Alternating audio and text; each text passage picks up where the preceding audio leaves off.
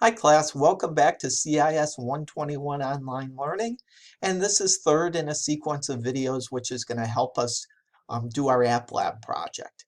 If you recall in the second video, what we did was we learned how to use design mode, and we created a new screen here and we placed some buttons on it and also formatted the buttons in certain ways. Now what we want to do is we want to make it so that when we click on one of these buttons, something actually happens. Okay, and those are called events. And what we're going to learn how to do is to write an event-driven application, which is going to allow us to do that. Now we're in design mode right now, but now we're going to do some coding. So I'm going to go over, click over here up on the left to coding, and I'm going to select some blocks which are going to allow us to do that coding. Now here's our toolbox over here, and again I'm in the general app lab project area, and the particular category we want to use for events is called UI controls. UI stands for user interface, and to cause an event to occur we can use this on event block. There's two things we tell it first associated with the event. One is what is the element, the ID of the element that we're going to use to activate and associate with that event. And the other thing is how we want that event to be activated. Right now, we're going to use click most of the time, but some of the exercises in lesson 1 and lesson 2 have you use the various other mouse moves also. Now, here I'm going to select an ID, and first we'll write the code for drawing the square. And there's a pop-up there which shows you all of the graphics user interface elements which you have in your application. And here's where we were careful to give good ID names to our elements. So I want to draw the square, and I'm actually have a button called square button as opposed to button 1, button 2, button 3. So if you were wondering why we were adding those IDs, that's the reason. So now this event says when I click on the square button, it's going to execute this code.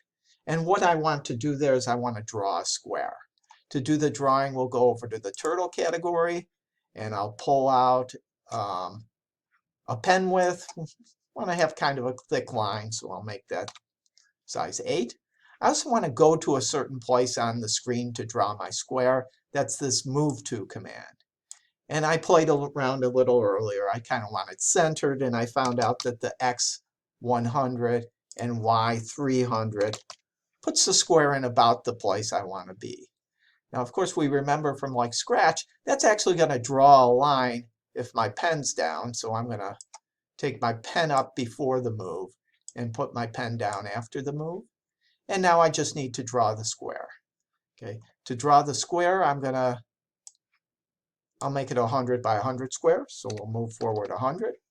And then we need to turn. I'll turn right 90 degrees. And as you know, we want to repeat that 4 times. So I'll copy, Control-C, and paste 3 times.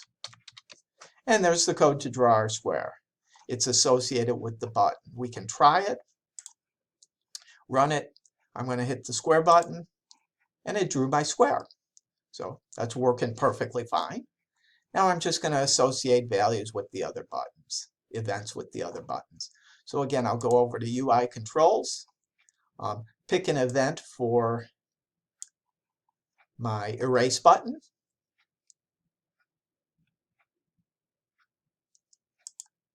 And again, I gave it a good name, erase button, and when I click on it, we'll erase.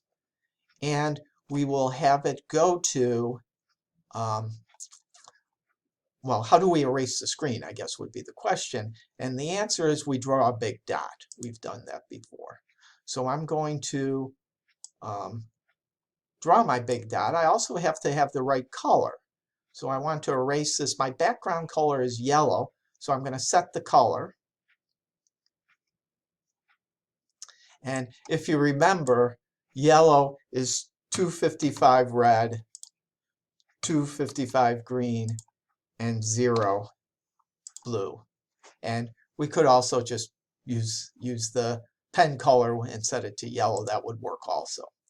Next thing I'm going to do is I'm going to draw my dot.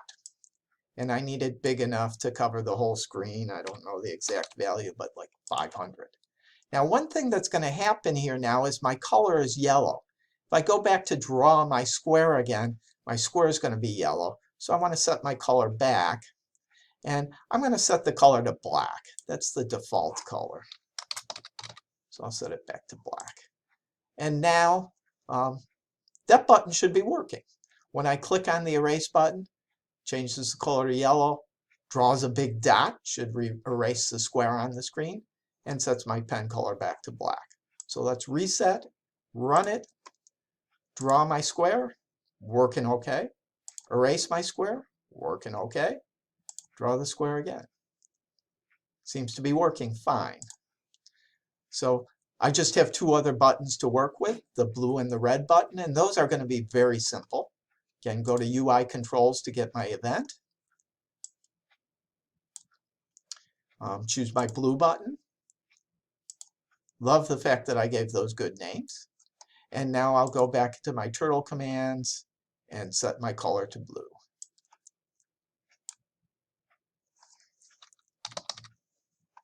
Same thing for the red button. I got to go to my UI controls, pull up a new event. This time I'm using the red button and set my color to red. Go back to turtle, pen color, red. So I've now associated code with each one of my buttons. Let's make sure they all work. Draw my square, it works. Default color black. I erase it. Draw the square, still the default color. I can erase it. Change my color to blue. Notice nothing happened visually, but now when I draw my square, it's blue. I can erase. Change my color to red. Now when I draw my square, it's red. So that all those buttons all seem to be working. One thing that's done in some of the exercises, like we saw nothing happen when, looking for the right category, we saw nothing happen when the red and blue buttons were printed.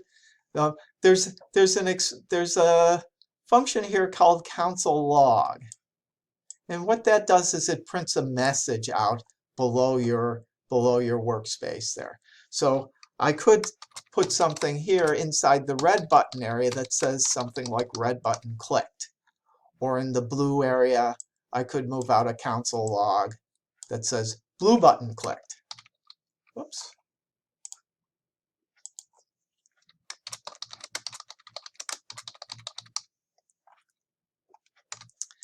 Now when I run my code and I click on the blue button, it not only set the color to blue, which I really didn't see, but it also indicated that that button was clicked.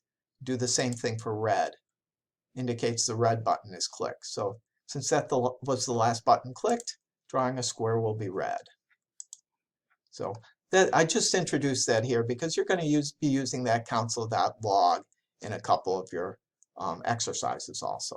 So there we go, associating events with buttons.